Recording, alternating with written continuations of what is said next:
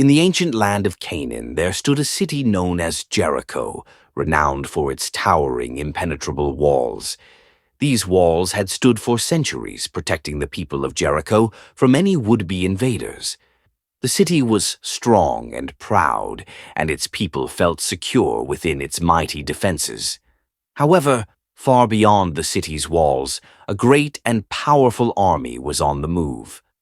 Led by Joshua, the Israelites were approaching Jericho, determined to claim the land God had promised them. For 40 years, the Israelites had wandered in the wilderness after escaping slavery in Egypt.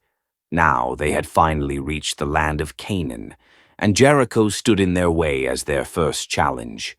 Joshua knew that conquering the city would not be easy, but he trusted that God would guide them. Before the battle, Joshua sent 2 spies into Jericho to gather information. They entered the city and stayed with a woman named Rahab, who lived in a house built into the city wall. Rahab had heard about the Israelites and their God's great power, and she believed that the Israelites would conquer Jericho. She hid the spies from the king's soldiers and protected them, even though it put her own life in danger. In return for her help, the spies promised that when the Israelites attacked, Rahab and her family would be spared. Rahab marked her window with a scarlet cord to signal to the Israelites which house to protect. Back in camp, God gave Joshua detailed instructions for how to capture Jericho.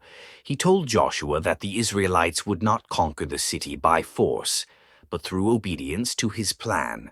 For 6 days, the Israelites were to march around the city once a day in complete silence. The priests were to carry the Ark of the Covenant, the sacred symbol of God's presence. As they walked, on the 7th day they would march around the city 7 times, and when they finished, the priests would sound their trumpets, and the people would shout. Though it seemed an unusual and unlikely strategy, Joshua trusted God's command and relayed it to the people.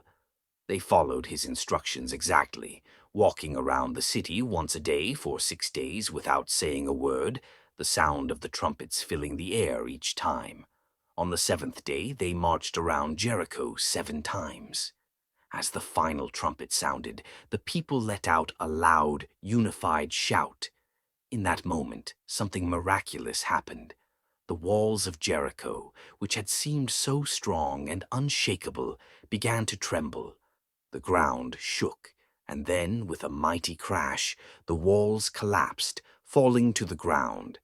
The Israelites rushed forward and entered the city, taking it without a fight. Jericho was defeated, just as God had promised.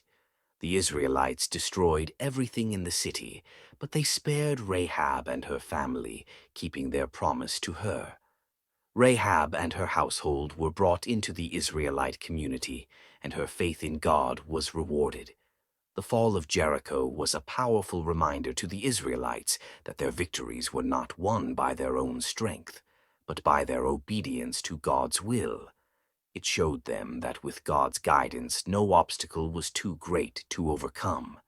The Israelites continued their journey through the land of Canaan, trusting that God would lead them to victory, just as he had done at Jericho. The walls of Jericho had fallen, and nothing could stand in their way.